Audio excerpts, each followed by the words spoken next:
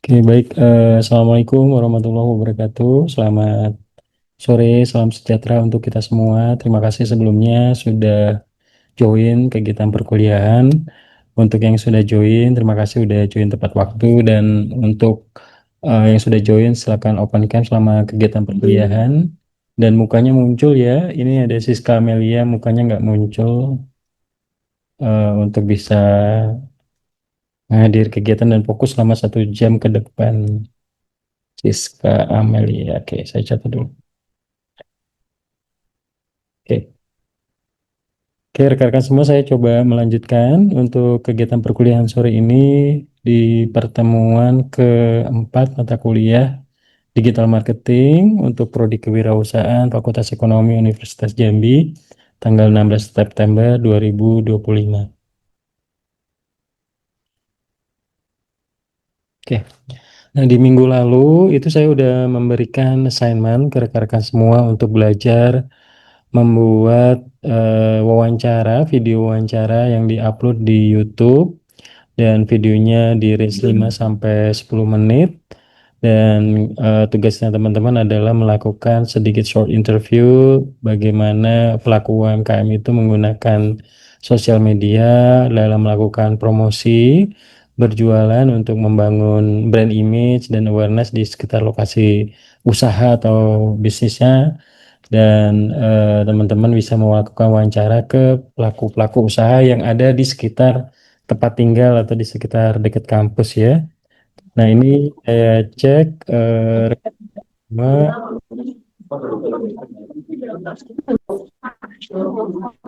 yang baru join silakan di mute ya. Oke. Nah, selanjutnya rekan-rekan semua untuk yang sudah mensubmit tugas, ini saya coba cek. Nah, ini ada beberapa yang saya lihat orang yang diwawancaranya sama ini apakah dan di lokasi tempat yang sama ya, apakah berpura-pura menjadi pelaku UMKM dan lain sebagainya, saya juga ini ya nggak ngerti, tapi saya minta teman-teman semua ketika membuat tugas tolong membuat tugas yang benar, kemudian benar-benar real, ini untuk karena teman-teman untuk belajar ya.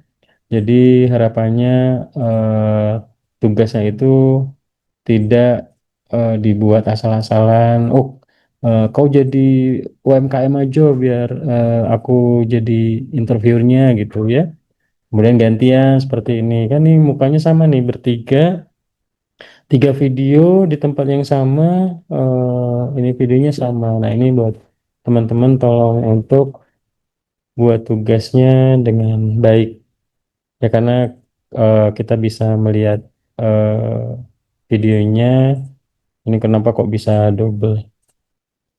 Izin Pak, si Cindy emang ada dua usaha, terus Cindy-nya eh, mewawancara si Sherly Pak yang punya dimsum. Oke, baik. Oke, nggak apa-apa kalau memang itu real, silakan. Yang penting teman-teman bisa sebaik mungkin dan sebisa mungkin juga membuat profil ini ya, usahanya jangan cuman muka yang pelaku UMKM-nya saja, tapi sebaiknya juga profil usahanya gitu. Jadi usahanya mulai dari warungnya atau misalnya gerobaknya gitu ya, jadi bisa terlihat. Kemudian juga ada status apa Instagramnya dan lain sebagainya. Oke, saya minta waktu 1 menit, saya angkat telepon bentar ya, penting.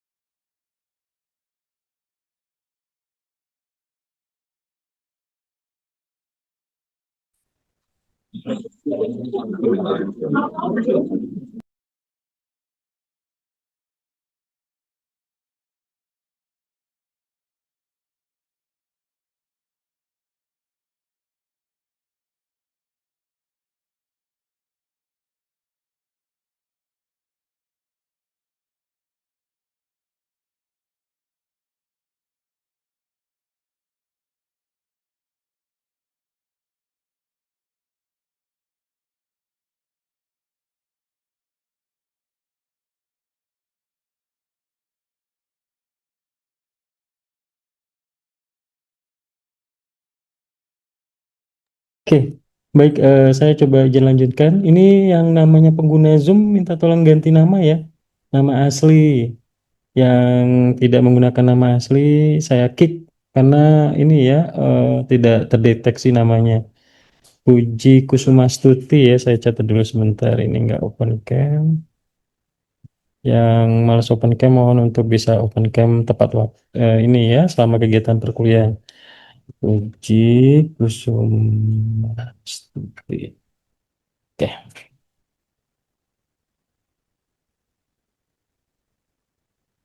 Oke, saya lanjutkan. Rekan-rekan semua, saya mohon maaf tadi saya angkat telepon, ada angkat telepon penting. Nah, rekan-rekan semua, ini ada video yang lain bagus, teman.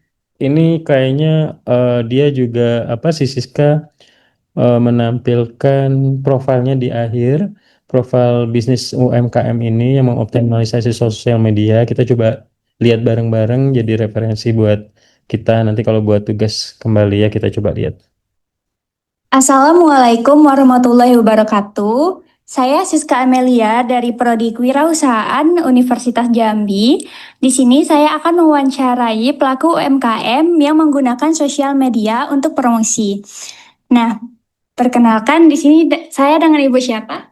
Ibu Ana, Nah, Ibu Ana, nama usahanya apa ya? usahanya Dapur Cialia. Oh, di usaha itu menunya apa aja? Ada bestsellernya miso tulang sapi, ada seblak, ada mie tek-tek, ada es teh hijau sama mie Bangladesh. Oh, nah itu alamatnya di mana? Alamatnya Jalan Amin Aini RT 04 Puskesmas Putri Ayu Broni. Udah berapa lama Bu Ana menjalankan bisnisnya? Kurang lebih hampir 7 tahun. Ada cabang lain nggak selain di sini? Enggak. Oh, enggak. Terus target pasar pembeli Bu Ana itu siapa aja nih? Dari anak-anak kecil, orang anak-anak remaja sampai orang-orang dewasa. Ibu-ibu ya. Ya, Terus ada karyawannya nggak di sini? tidak. Oh, jadi Bu Ana sendiri ya. Sendiri. Nah, Bu Ana pasti ada sosial media kan ya? Ada. Nah, apa aja tuh nama sosial medianya? Kalau di Gunain sosial kalau apa aja? kalau di sosial media itu digunakan Dapur Cialia. Terus sama di FB tapi melalui marketplace. Oh, Terus sama di WhatsApp sama di promosi di grup-grup gitu aja. eh, seberapa sering nih Bu Ana melakukan promosinya di sosial media? Setiap hari. Iya. Khususnya di apa tuh? IG atau WA? Kalau di IG tuh cuma sekali-sekali. Tapi kalau di WhatsApp SW itu setiap hari. Eh, gimana nih dampak sosial media bagi usaha Ibu Ana? Alhamdulillah semenjak pakai sosial media ada aja yang beli.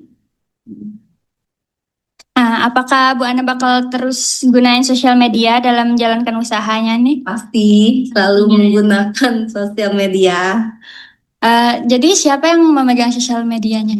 Kalau yang memegang saya sendiri. Sendiri ya. Baik, sekian wawancara dari saya. Terima kasih banyak Ibu Iya. Ana. Maaf jika salah kata. Apa-apa.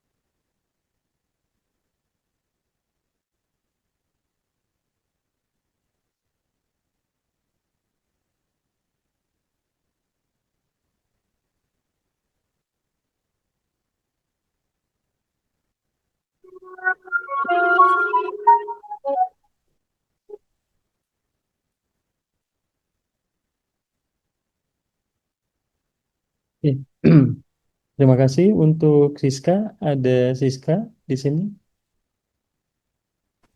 Kami Pak. Siska ini di dekat rumah berarti ya, atau kenal udah Apa Pak? ibunya ini udah kenal udah lama atau memang eh, di sekitar rumah Siska di Broni? Iya Pak, di sekitar rumah. Oke, oke. Kayak warung gitu Pak, di dekat Oke, kopi. oke, baik. Terima kasih untuk Siska. Jadi rekan-rekan semua ini bisa jadi apa ya? Kalau menurut saya lebih komprehensif ya.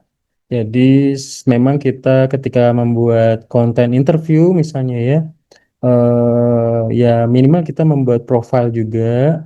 Misalnya tadi nih ya di Siska buat gambaran apa menu-menunya, terus tempat lokasi usahanya ya, alamatnya, terus juga suaranya juga tadi proper ya, suaranya bagus, jelas, juga nggak ada noise kayak berisik motor atau suara-suara musik yang bikin interviewnya juga terhambat, dan juga nggak hanya interview di kafe gitu ya, tapi benar-benar di lokasi usahanya. Terima kasih Siska untuk membuat video yang bagus untuk di.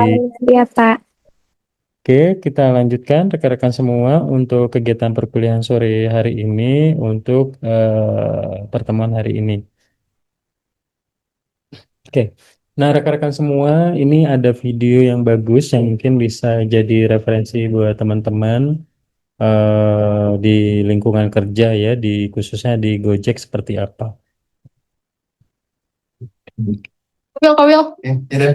dulu kuliah di mana kok? Aku kuliah di KL, Malaysia. Ah, jurusan apa? Jurusan Accounting and Finance. Nof, dulu kuliah di mana? Jurusan apa?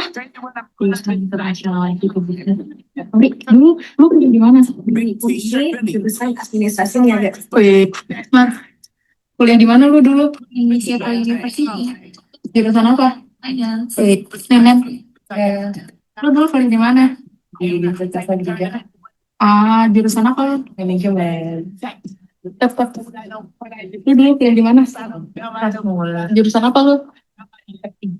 Nata, lu dulu kuliah di mana? Ah, oh, di Univ apa? Di UNFW. Jurusan apa lu? Jurusan finance. Lu kuliah di mana dulu? Jurusan apa? Word Management. Bandung Institute of Tourism. Bakery and Pastry Art. Oke, nah rekan-rekan semua, jadi yang pengen saya sampaikan kondisi saat ini ketika kita bersaing, terlepas nanti teman-teman setelah lulus itu memasuki dunia kerja atau nanti menjadi entrepreneur ya, memang kondisinya saat ini sangat kompetitif. Kemudian juga banyak yang lulusan dari kampus-kampus bagus seperti di luar tadi ada dari Sydney, KL ya, kemudian juga dari beberapa universitas terbaik di Indonesia. Ini saingan teman-teman nih setelah lulus. Jadi kalau misalnya teman-teman dari sekarang kuliahnya males-malesan, buat tugas nggak pernah, kemudian kuliah nggak pernah open camp, nah ini jadi ini ya, jadi sulit akan bersaing ya. Pengalaman saya pada saat saya harus bersaing dengan beberapa lulusan dari luar gitu ya, di pada saat saya pertama kali bekerja di salah satu perusahaan multinasional company di Jakarta, perusahaan Amerika, itu persaingan juga sangat ketat ya, dari anak-anak ITB, UI, kemudian dari BINUS ya, yang mereka jago-jago. Dan tentunya kalau kita hanya mengandalkan kemampuan biasa aja ya, seperti kemampuan bahasa Inggris ataupun yang kemampuan basic lainnya, mungkin akan sulit gitu ya untuk bisa bersaing. Jadi yang harus kita lakukan adalah kita benar-benar bisa eh, melatih kemampuan teman-teman. Nah, ini ada beberapa hard skill dan soft skill yang teman-teman bisa gali mumpung masih di semester-semester awal kegiatan perkuliahan teman-teman di Universitas Jambi. Nah, yang pertama mulai dari Office pasti harus harus semuanya bisa menggunakan ya. Saat ini kalau hanya sekedar Office, saya pikir ini sudah cukup tertinggal. Teman-teman harus mulai bisa processing data, ngolah data ya, data mining. Nah, ini juga teman-teman harus bisa belajar. termasuk yang teman-teman mulai saat ini latih kemampuan desain, editing ya, kemudian komunikasi. Nah, ya saya hanya membuka buat cakrawala buat teman-teman untuk bisa belajar membuat konten ya di YouTube ataupun di Instagram dan lain sebagainya. Selanjutnya teman-teman latih terus untuk bisa memperbaiki kemampuannya ya, mau desain, mau editing, mau berkomunikasi yang baik ya, kayak yang sederhana tadi ya, membuat Siska misalnya wawancara ya, menggunakan pakaian yang rapi, kemudian toolsnya juga harus proper sehingga videonya pun juga sangat baik. Nah, kemudian beberapa soft skill yang teman-teman bisa latih ya seperti communication skills, timekeeping, critical thinking, leadership. Mungkin ya teman-teman bisa latih lewat organisasi di kampus.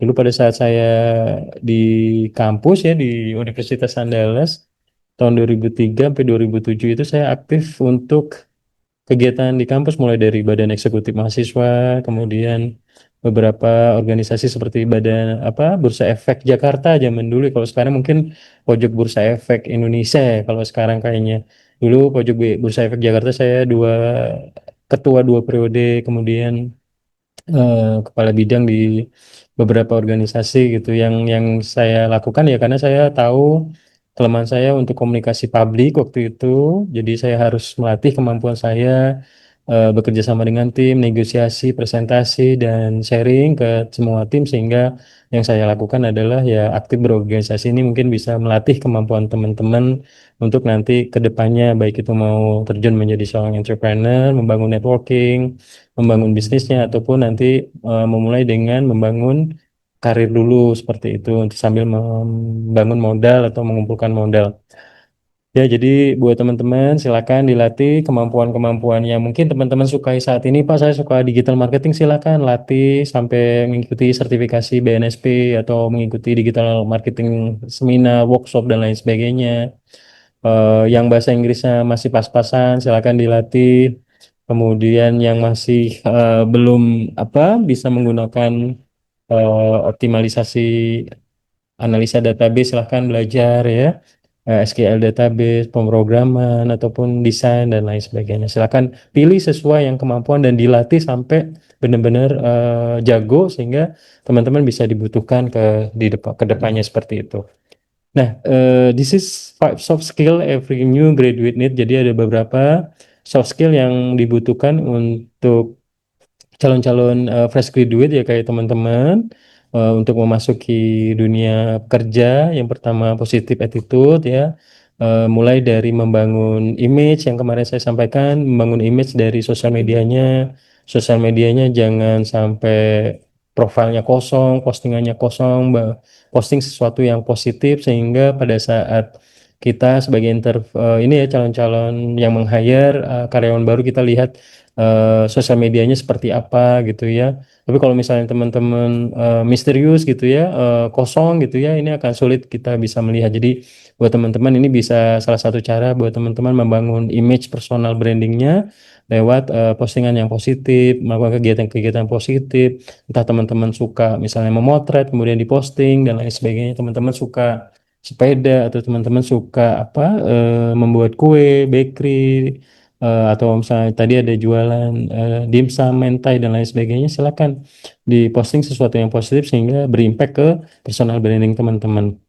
Kemudian strong work ethic ya, belajar dari disiplin yang mungkin saya ajarkan setiap minggunya. Pak, tugasnya bisa mundur nggak segala macam. Pak, saya telat submit tugas. Nah itu kenapa saya selalu memberikan deadline, karena saya pengen melatih kemampuan teman-teman untuk bisa comply, karena memang kelemahan kita itu orang Indonesia itu suka telat, kemudian nggak disiplin ya, nah careless ya, nggak peduli. Nah ini yang harus teman-teman harus perbaiki perlahan-lahan agar kemampuan kita bisa bersaing dengan negara-negara maju ya, seperti itu.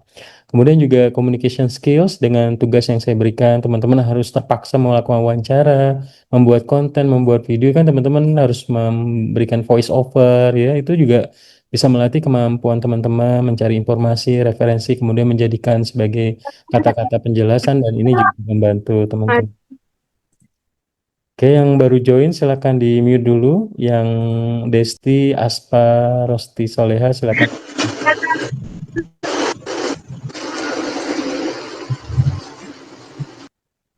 Oke, saya lanjutkan.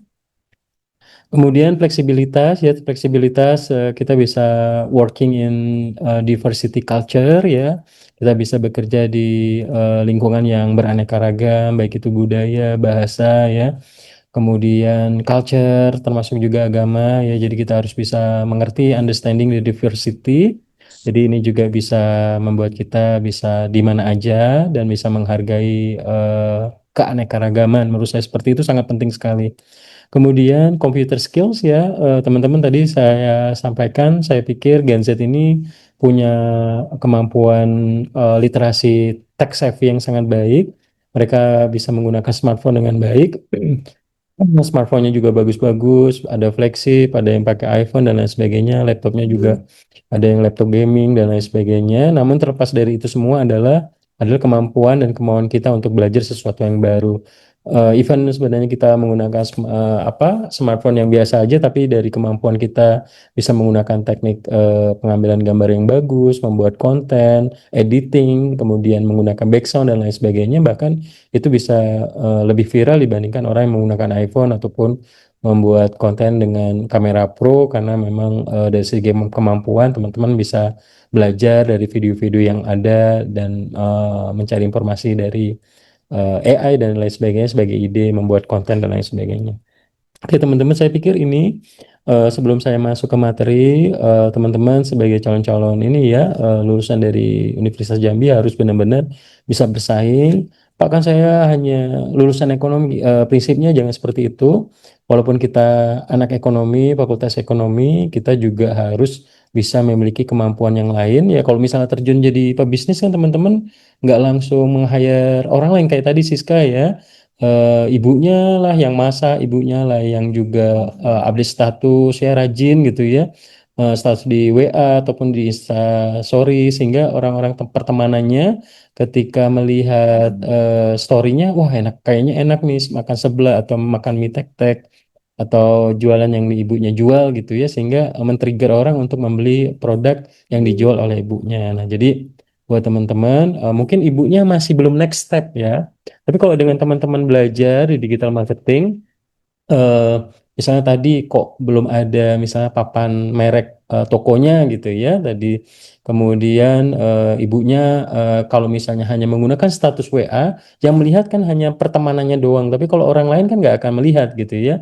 Jadi misalnya ibunya bisa belajar membuat konten di Instagram, menggunakan tagar, menggunakan push advertising lewat promote ya, sponsor yang berbayar dan lain sebagainya, kerjasama dengan Gojek, dengan Maxim, dengan Grab, ya itu akan bisa melebarkan bisnisnya ya.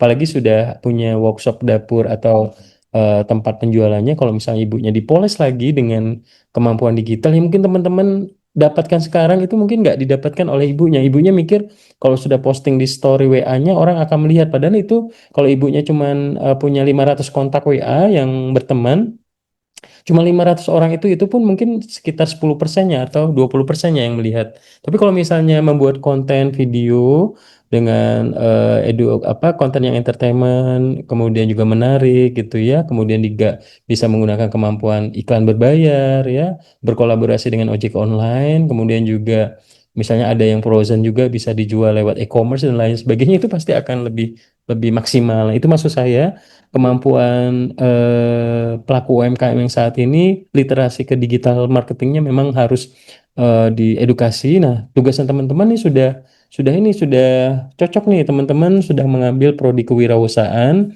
yang notabene teman-teman bisa optimalkan kemampuan yang dipelajari dari sekarang digital marketing saat ini, bahwa next step-nya kalau sudah punya sosial media ya teman-teman buat konten, menggunakan website, membuat produk yang bisa dijual online ya, baik itu delivery ataupun lewat e-commerce dan lain sebagainya, sehingga bisnisnya makin besar dan tentunya juga omset dan juga bisa merekrut karyawan dan pendapatannya juga semakin besar seperti itu.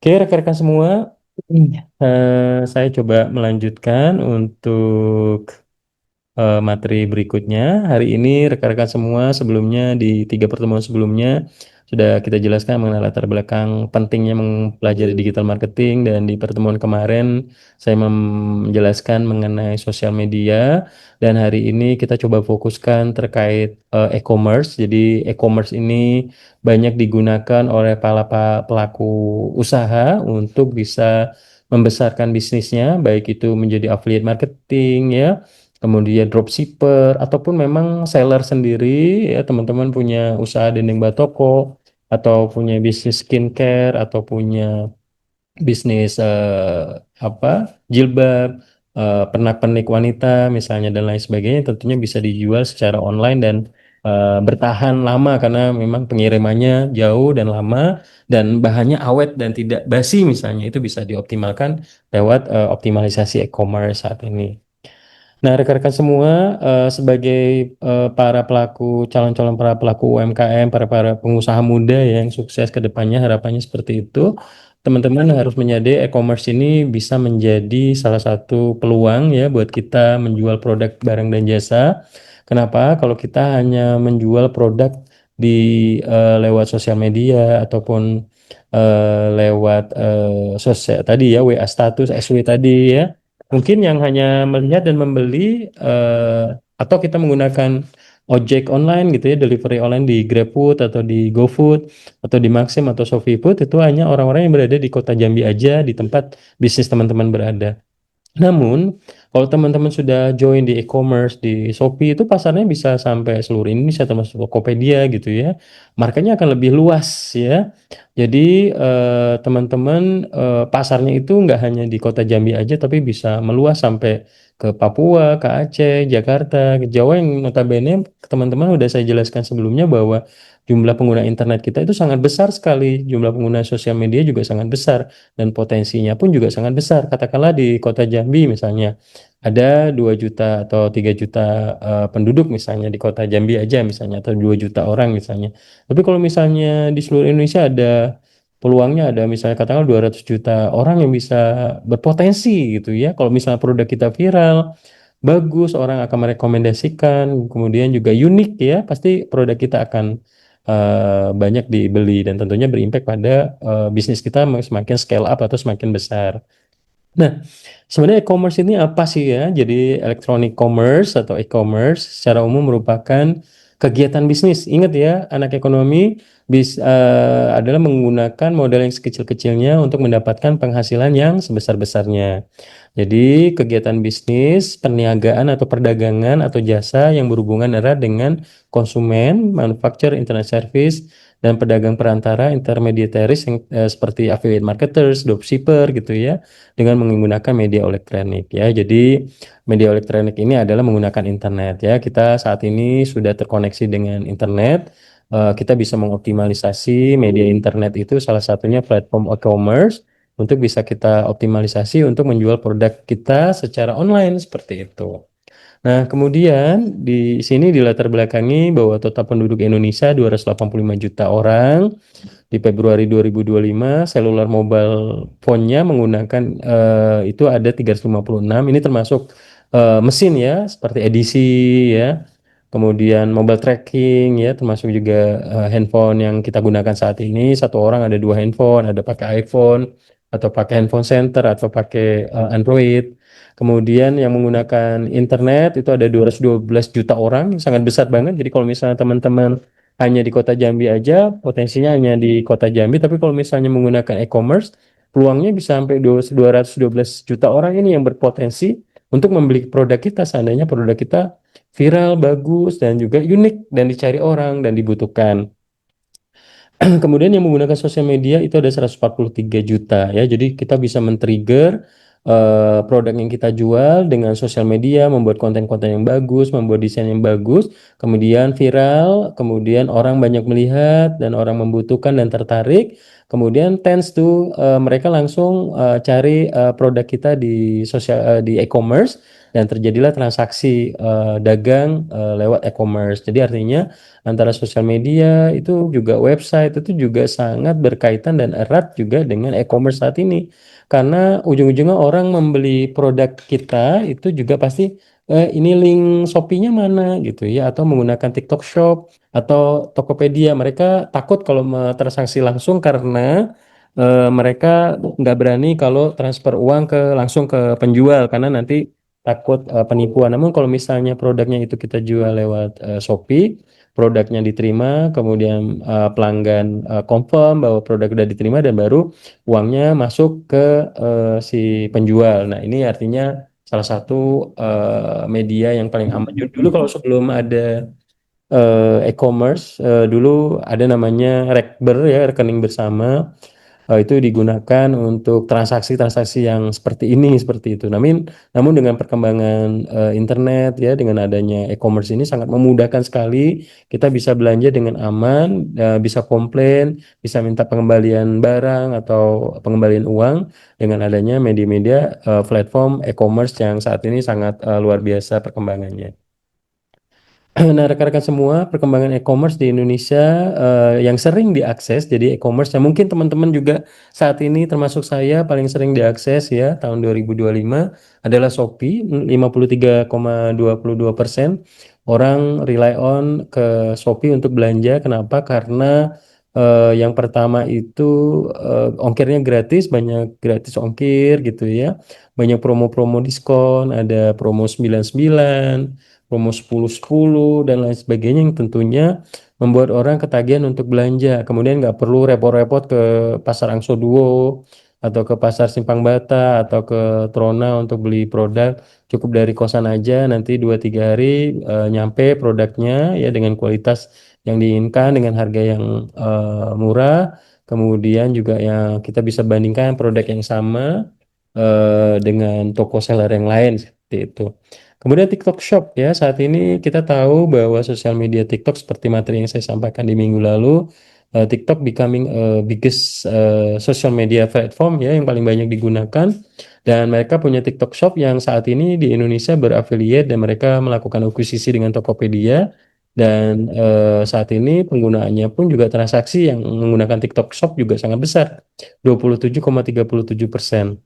Jadi banyak ya orang jualan di TikTok Live gitu ya, TikTok Shop Live gitu ya, kemudian dapat promo, diskon dan lain sebagainya, sehingga orang senang gitu ya melihat konten-konten yang ada di TikTok Shop. Bahkan pada saat kemarin terjadi demo dan TikTok Live dan juga Instagram Live itu di stop, diberhentikan, itu berimpact banyak sekali yang toko-toko online yang mengandalkan bisnis jualannya lewat online dan tidak memiliki, karena mereka jualan dari rumah ya, tidak memiliki toko, itu bisnisnya banyak yang kolaps ya, tutup apa ya, beberapa hari tidak bisa jualan.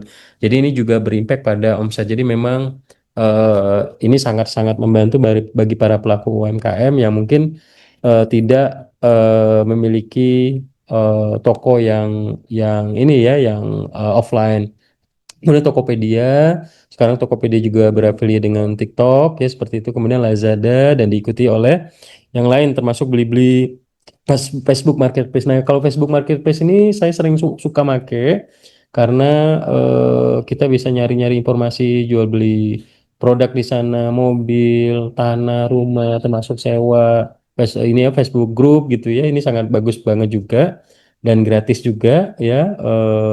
Nah, ini bisa bisa teman-teman optimalisasi di mana e-commerce ini paling sering banyak digunakan di Indonesia. Nah, kemudian kalau dari data Maret sampai April 2025 jumlah kunjungan situs ke e-commerce di Indonesia bahwa Shopee itu jumlah kunjungannya sangat besar ya. Di Maret itu mungkin mau Lebaran ya, 147 juta visit. Di bulan April 225, 132 juta. Kemudian Tokopedia di bulan Maret 71 juta, di bulan April 64 juta, di Lazada 54 juta di Maret, 42 juta di April, kemudian Blibli ya 27 juta di Maret dan April di 14 juta. Jadi kita melihat bahwa memang Shopee paling banyak ya mengalahkan Tokopedia, Lazada dan Blibli. Nah, ini untuk perbandingan pelanggan e-commerce di Indonesia juga mungkin teman-teman pernah dengar GDID dari e-commerce dari China ya. Kemudian Shopee, kemudian Blibli, Tokopedia, Lazada, Bukalapak ya. Kalau Bukalapak kayaknya sudah tutup. Nah, kalau di Shopee ini cewek itu paling banyak belanjanya di Shopee. Kemudian kalau Tokopedia cowok ya, kalau dulu awal-awalnya juga saya paling sering menggunakan Tokopedia karena apa? Karena lebih rapi dan nggak terlampau ini ya dibandingin Shopee yang kayak pasar gitu ya. Kalau Tokopedia lebih rapi kayak supermarket gitu ya. Kemudian Blibli ini mail 53%, kemudian JDID mail 55% lebih banyak, Lazada 55%. Jadi semua e-commerce ini punya karakteristik masing-masing. Di awal-awal sebagai startup juga mereka juga bakar uang ya untuk memberikan diskon dan lain sebagainya. Dan ini juga membuat mereka sekarang semakin ke sini nilai valuasi pasar bisnisnya juga semakin besar. Nah, kemudian beberapa waktu yang lalu rekan-rekan semua Gojek dan Tokopedia itu merger ya, sehingga mereka juga berkolaborasi karena dengan adanya merger ini seperti ya tadi GoRide, GoCar, GoSend ya. Kemudian untuk financial service-nya ada GoPay, ada PayLater dan lain sebagainya. Kemudian juga saat ini juga merger antara TikTok dengan Tokopedia ya. Ini juga ingin coba mengalahkan Shopee. Nah, hebatnya si TikTok karena mereka punya fanbase pengguna user sosial media platformnya, kemudian diafiliasi dengan orang jualan ya, klik keranjang kuning ya misalnya ya, para affiliate marketing. Buat teman-teman yang suka, yang mau produk ini, silakan klik keranjang kuning dan dikonekkan dengan Tokopedia misalnya ya. Jadi saat ini 75,01% TikTok itu memiliki pemegang saham di Tokopedia dan 24,99% adalah pemilik Goto Group ya yang sudah listing di Bursa Efek Indonesia. Nah, sebenarnya manfaat e-commerce ini yang silakan yang baru join di ini ya di on suaranya di mute. Serling satu keren. Yang nggak belum open cam silakan di open cam. Serly Agung Saputra. Ini Dwi Puji Kusumastuti ya silakan di open cam. Oke, rekan-rekan semua, manfaat e-commerce bagi ekonomi masyarakat. Yang pertama tentunya para pelaku UMKM yang kecil ya. Ini tentunya juga bisa memberikan dampak secara ekonomi dengan meningkatkan pendapatan dan kesejahteraan masyarakat ya. Bayangkan orang pada zaman COVID nggak punya toko, nggak punya warung, tapi bisa jualan dari rumah, dari garasinya, dari dapurnya dengan menggunakan e-commerce ya. Kemudian merubah perilaku orang ya pada saat ini media sosial itu hanya sebagai untuk have fun entertainment aja, namun ternyata menjadi bisnis juga ya. Orang cari informasi, cari review produk dari sosial media, kemudian tertarik langsung beli belanja seperti itu. Kemudian yang tadi saya sampaikan memperluas pangsa pasar produk UMKM tidak hanya di kota, di lokasi berada, namun bisa melebar hingga ke wilayah provinsi lain. Kemudian juga saat ini ya perbankan juga digital payment ini juga sangat meningkat. Financial teknologi seperti payment digital, Gojek, ya GoPay ya, kemudian OVO, Link aja, kemudian apalagi ShopeePay, kemudian Dana ya, kemudian digital payment mobile banking Bank BCA, Mandiri Livin atau BNI Wonder dan lain sebagainya itu juga membuat orang juga semakin mudah untuk melakukan transaksi payment, tidak harus ke ATM ya, kita bisa menggunakan smartphone kita untuk belanja secara online. Kemudian teman-teman sebagai Gen Z ya ini berpeluang nih menjadi pebisnis muda, bisa cepat kaya raya ya lewat jualan lewat digital, lewat online. Jadi teman-teman bisa melihat ya, ingat bisnis itu adalah mencari peluang, menjawab masalah yang ada di masyarakat. Misalnya masalahnya di sana cukur rambutnya jauh di wilayah Valencia, perumahan Valencia di dekat Unja, teman-teman buka barbershop di sana. Nah, itu kan adalah menjawab masalah. Kemudian misalnya dendeng Batoko Jambi terkenal namun nggak ada yang jualan online di Shopee. Nah, teman-teman bisa jualan online. Jadi artinya kita bisa menjawab peluang-peluang yang ada sehingga kita bisa menjual produk kita secara e-commerce lewat online. Kemudian meningkatkan produk domestik bruto Indonesia, ya. Kemudian perdagangan masyarakat semakin meningkat, peluang masyarakat berbisnis tanpa modal semakin besar. Artinya kalau dulu berbisnis itu harus sewa ruko, ya, harus punya tempat offline yang sewanya juga mahal, gitu ya. Tapi kalau sekarang teman-teman hanya dari rumah gitu ya bisa jualan lewat online jadi affiliate marketing. Kalau teman-teman punya produknya lebih better jadi seller ya, penjual produk yang teman-teman sukai bisnisnya ya, seperti itu. Kemudian juga produk produk lokal semakin diminati masyarakat ya. Jadi ini banyak manfaat ya yang bisa kita optimalkan lewat adanya e-commerce. Mungkin di satu sisi mungkin teman-teman lihat juga di berita di seperti di Tanah Abang ya, di Blok M ataupun di Mangga Dua dan lain sebagainya banyak bisnis juga sepi, termasuk di pasar besar di pasar Simpang Batas segala macam ya. Banyak bisnis-bisnis yang konvensional yang tutup dan kalah dengan e-commerce ya, orang semakin malas untuk datang ke sana karena bayar parkir gitu ya, kemudian ke sana hidupin motor mobil cari parkiran, nanti setelah bayar parkir di dalam bayar parkir lagi gitu ya. Tapi kalau misal online teman-teman udah dari rumah aja, harganya juga terjangkau, nggak perlu tawar menawar yang nggak kayak saya ya, paling nggak suka tawar menawar, paling males gitu ya. Udah cari online aja nanti 2-3 hari udah sampai di Bengkulu dari Jakarta gitu ya. Itu juga jadi jadi peluang yang membuat bisnis-bisnis konvensional itu mulai ditinggalkan dengan adanya bisnis digital lewat e-commerce ini. Kemudian rekan-rekan semua, manfaat e-commerce bagi organisasi atau perusahaan yang pertama ya ketersediaan pasar nasional maupun internasional, produk kita bisa kita jual worldwide ataupun nationwide ya, nasional ataupun internasional sehingga pasarnya lebih luas. Kemudian penurunan biaya proses distribusi dan penarikan informasi ya, kita nggak perlu lagi harus buka store dengan biaya sewa yang mahal, investasi yang mahal. Kita mengoptimalisasi digital marketing ya, kemudian mengoptimalkan warehouse, kemudian membuat konten, membuat packaging yang menarik, membuat produk yang berkualitas dan disukai oleh orang sehingga kita bisa berfokus ke sana.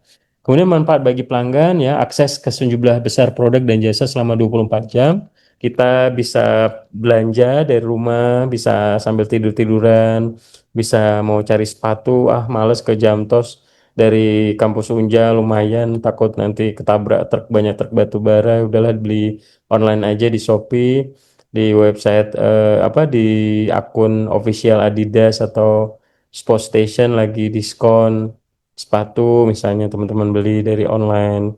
Kemudian manfaat bagi masyarakat, kemampuan memberikan layanan informasi serta berbagai produk dan jasa dengan mudah dan nyaman bagi orang-orang yang di kota, desa, dan negara-negara berkembang. Jadi e-commerce ini benar-benar sangat berimpact pada peluang bisnis di Indonesia saat ini.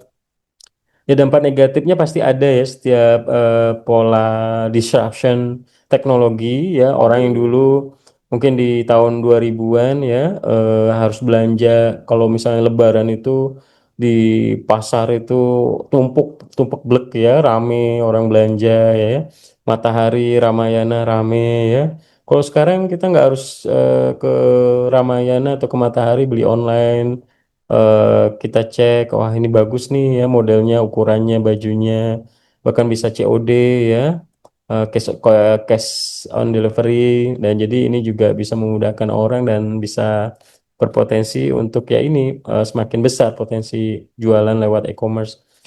Namun, terlepas dari dampak positif yang tadi saya jelaskan, potensi terjadinya penipuan di mana seseorang kehilangan dari segi finansial karena kecurangan pihak lain, ya. Misalnya tadi saya baca di TikTok, lihat videonya ada orang yang pesan iPhone 16 dikirim iPhone 6 gitu ya. Nah, ini juga jadi hal yang luar biasa. penipuan, kemudian kemungkinan terjadi pencurian data ya, data bocor ya, beberapa e-commerce itu datanya bocor ke publik ya, dihack oleh hacker. Kemudian yang ketiga, potensi terjadinya kehilangan kesempatan bisnis atau kerugian pelanggan yang diakibatkan oleh gangguan sistem ya. Misalnya tiba-tiba sistemnya bermasalah down sehingga pelanggan tidak bisa bertransaksi, atau misalnya transaksinya dihack sehingga kartu kreditnya jebol dan lain sebagainya ya. Kemudian kemungkinan terjadinya akses yang dilakukan orang lain, misalnya hacker tadi ya. Kampanye negatif via internet yang dilakukan kompetitor yang dapat berakibat buruk bagi bisnis. Nah ini juga ya, misalnya dijelek-jelekin dan lain sebagainya ya. Ini juga berimpact juga pada e-commerce, bisnis e-commerce itu sendiri. Kemudian potensi kerugian yang bisa terjadi akibat kesalahan manusia baik sengaja ataupun tidak sengaja ya.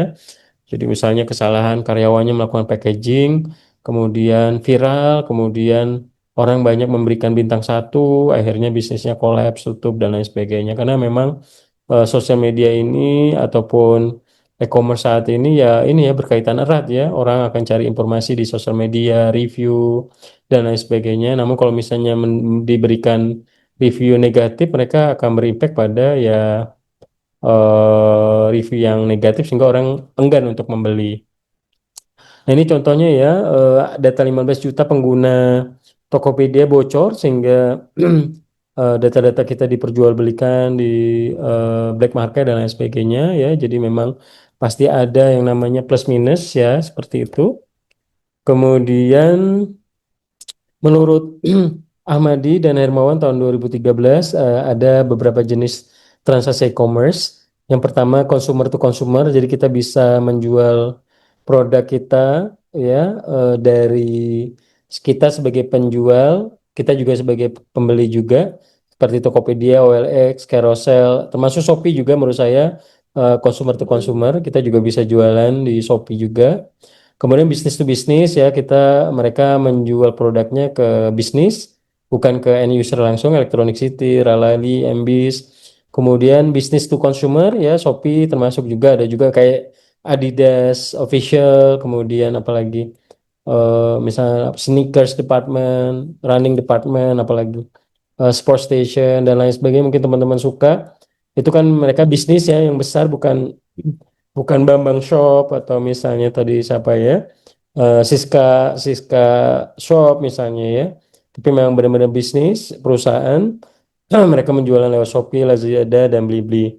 Kemudian consumer to bisnis ya, freelancer. Jadi teman-teman misalnya jago desain nih, teman-teman dengan kemampuan teman-teman itu teman-teman bisa jual ke perusahaan. Jadi perusahaan-perusahaan yang membutuhkan seorang digital marketing, entah mau dari Jambi, entah dari Bali atau dari Amerika ya, mereka bisa merekrut teman-teman untuk memberi pekerjaan untuk beberapa desain yang dibutuhkan ya, seperti itu. Upwork, iStock dan lain sebagainya.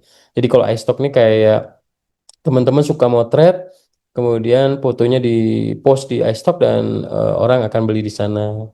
Upwork juga sama kayak freelancer, jadi teman-teman bisa menjual kemampuan teman-teman di sana dan perusahaan-perusahaan yang membutuhkan kemampuan teman-teman bisa meng-hire teman-teman untuk memberikan beberapa pekerjaan sesuai dengan project yang dibutuhkan. Nah, teman-teman semua di era COVID ya, mungkin kita lihat itu banyak sekali peluang bisnis yang muncul, orang-orang menjual lewat online gitu ya.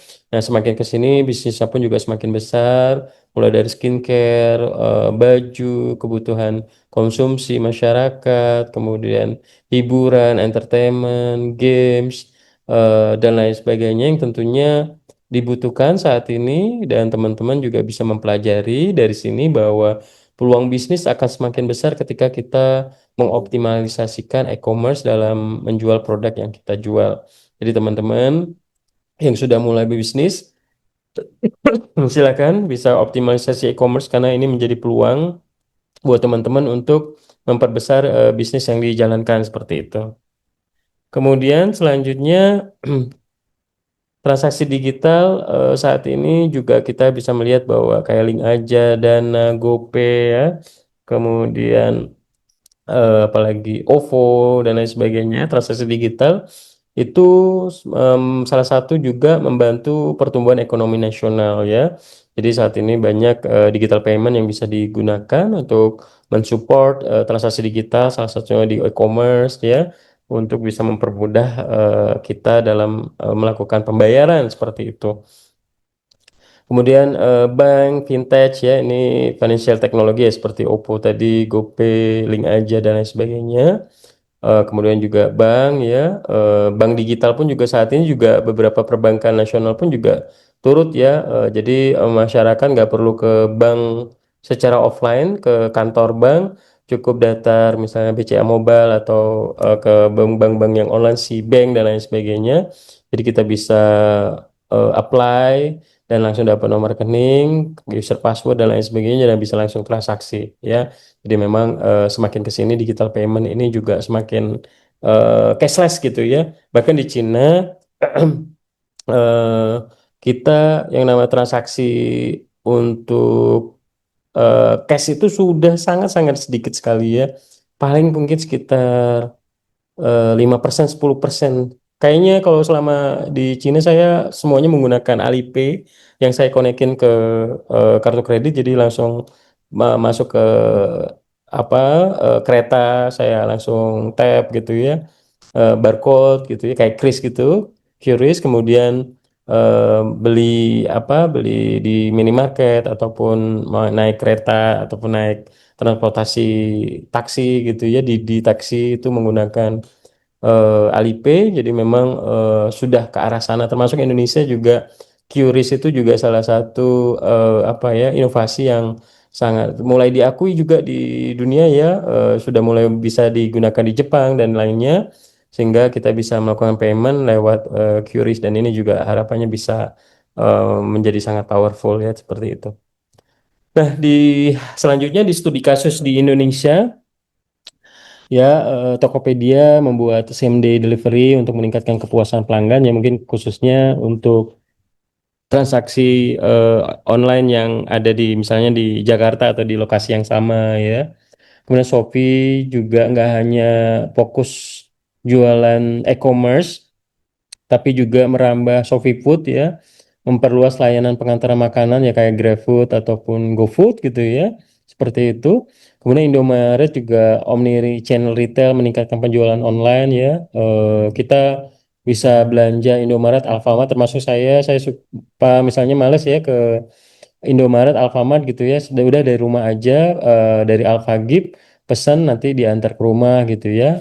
Mau transaksi 10.000, 15.000, 50.000, 100.000 nanti bisa diantar. Termasuk juga pada saat lagi di luar kota, di hotel gitu ya, kita nggak tahu nih mau keluar juga males gitu ya, dari kamar hotel udah kita pesan aja dari Alfagip, pesan minum, makanan, snack dan lain sebagainya untuk anak gitu ya, bisa dari aplikasi kita konekkan dengan pembayaran lewat digital payment sehingga bisa langsung barangnya diantar gitu ya. Kemudian TikTok Shop ya, integrasi video pendek dan e-commerce. Jadi orang ya melihat konten video di TikTok. Kemudian semakin ke sini ya banyak orang juga berbisnis berjualan lewat TikTok Shop gitu ya, seperti itu, apalagi diintegrasikan dengan Tokopedia dan bisnisnya semakin besar ya.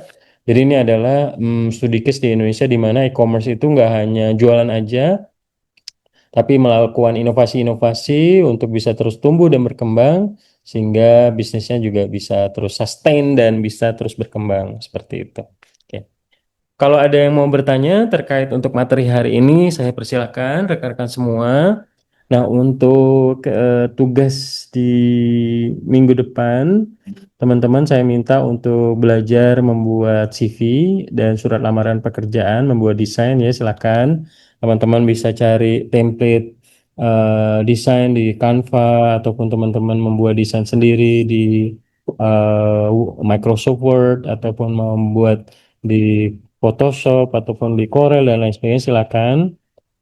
Jadi tugasnya itu adalah membuat lamaran pekerjaan untuk posisi ini ya. Jadi Bang, ini seolah-olah teman-teman adalah setelah lulus ya. Jadi teman-teman ini asumsikan teman-teman itu adalah fresh graduate, lulusan dari Universitas Jambi, mungkin 2 tahun lagi atau setahun lagi setelah lulus. Jadi teman-teman asumsikan setelah lulus itu ada opening pekerjaan di Bank Indonesia. Kemudian teman-teman dibutuhkan sebagai fresh graduate. Nah, teman-teman membuat surat lamaran pekerjaan dan membuat CV ya. Nah, jadi silakan dibuat dengan merefer ke info lowongan pekerjaan ini. Nah, teman-teman upload CV dan surat lamaran pekerjaan di web akademia ya.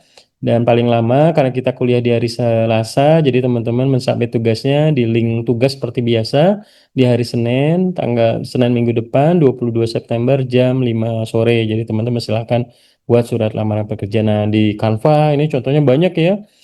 Template-template CV, surat lamaran pekerjaan, buat yang sebagus mungkin, jangan warna putih aja ya. Kemudian buat yang rapi, termasuk foto, nama, pengalaman, pendidikan ya, kemampuan dan lain sebagainya. Sehingga teman-teman sudah mulai nggak nih, wah kalau saya membuat CV, kemampuannya cuman bahasa Inggris basic, komputernya cuman Office, malu nih. Berarti saya harus gap yang saya harus butuhkan adalah saya harus melatih kemampuan saya, ikuti seminar, sertifikasi. Jadi teman-teman tahu, oh berarti untuk memenuhi CV yang bagus berarti saya harus banyak mengikuti workshop dan lain sebagainya. Ya, silahkan. Jadi teman-teman bisa memperbanyak skillsnya nanti ke depannya.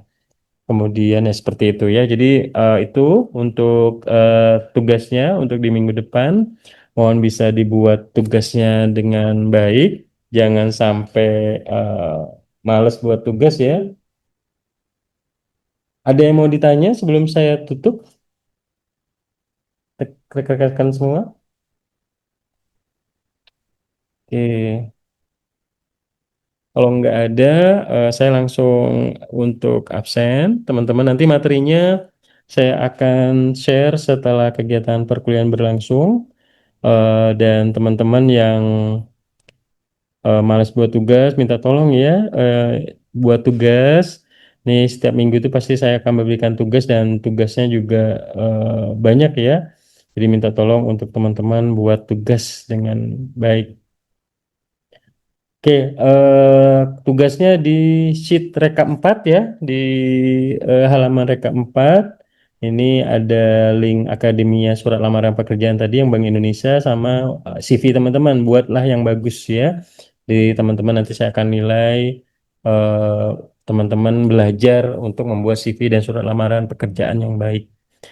Ini sebagai referensi ya, siapa tahu nanti pas setelah lulus, Pak saya mau kerja dulu cari modal baru nanti mulai bisnis ya silakan gitu ya. Kayak saya juga sama, saya memulai bisnis setelah di sekitar di umur 29 ya. Jadi saya kerja dulu dari lulus dari Universitas Andalas umur 21, kemudian cari modal ya, kemudian eh, sudah ini kemudian saya baru mulai gitu ya. Nah, nggak masalah. Jadi teman-teman juga mungkin mau terjun langsung nanti jadi pebisnis ya nggak apa-apa. Tapi kalau misalnya mau kita bangun karir dulu ya nggak apa-apa juga sambil nanti menyiapkan bisnis. Oke, selanjutnya saya coba nih ya buat teman-teman yang nggak buat tugas, Agung, Jimmy, Falihul ya, siapa nih berapa orang? Nih Agung Saputra ya nitip ya buat tugas kuliah lah yang rajin. Ini kayaknya ngulang ya mata kuliah ini, jadi jangan sampai nanti di pertemuan berikutnya juga sama nggak ngulang lagi karena nggak fokus kuliah sayang waktunya teman-teman sudah nanti 3,5 tahun 4 tahun lulus kuliah dari Unja sudah langsung bekerja sudah mapan. Kita baru lulus di eh, semester 14 bentar lagi mau DU ya. Sayang waktunya jadi mohon untuk buat teman-teman sayangi waktunya dengan ya salah satu bersyukur dengan posisi saat ini ya kuliah dengan baik buat tugas dengan baik lulus tepat waktu bahagiakan kedua orang tua. Oke, rekan-rekan semua saya absen dulu tanggal 16 September 2025 untuk hari ini. Agung Saputra hadir. Hadir, Pak. Oke, baik. Open cam ya. Terus, eh, yang kedua, selanjutnya Jimmy Pratama ada. Alfa ya. Kemudian Aspa Rotis. Aspa ada. Hadir, Pak. Oke, hadir. Hadir. Kemudian Falihul Isbah. Hadir, Pak. Oke. Via Elvina. Hadir, Pak. Oke, hadir. Kemudian Siska. Hadir, Pak. Syukurila Tahta. Hadir, Pak. Rido Jonur.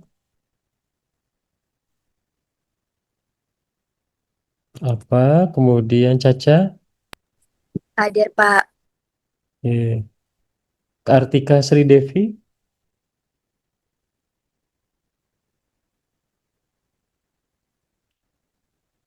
Oke, Alfa Hasna.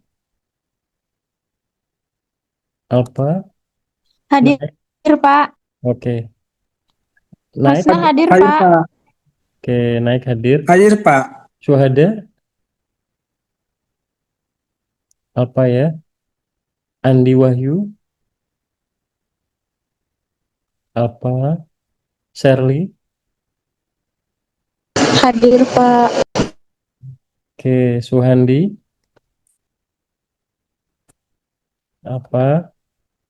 Kemudian Berkat. Hadir, Pak.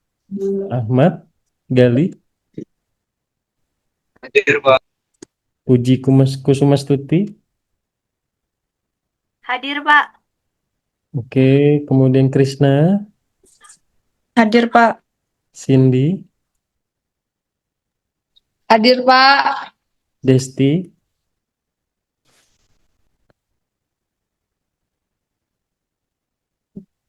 Desti Alpa ya. Kemudian Reza. Alpa. Dela. Dela Alfa. Hadir, Pak. Oke. Maura. Maura ada? Alfa. Madia. Alfa. Ada yang belum saya panggil? Siapa barusan? Pak, saya hadir, Pak. Siapa tuh namanya? Madia, Pak. Madia, oke. Ada yang lain belum saya panggil tapi hadir? Oke, nggak ada ya? Oke, baik. Oke, saya pikir cukup rekan-rekan semua. Terima kasih untuk kegiatan perkuliahan sore hari ini. Nanti sampai jumpa minggu depan. Tugas seperti biasa jangan lupa dibuat dan materinya nanti akan saya share di WA Group. Terima kasih. Mohon maaf kalau ada yang kurang berkenan. Tetap sehat dan hargai proses lewat belajar dengan baik. Buat tugas, banggakan kedua orang tua. Semoga teman-teman sukses dan nanti ke depannya ya. Wabillahi taufiq wal hidayah. Wassalamualaikum warahmatullahi wabarakatuh dan selamat sore. Terima kasih semua. Waalaikumsalam. Terima kasih.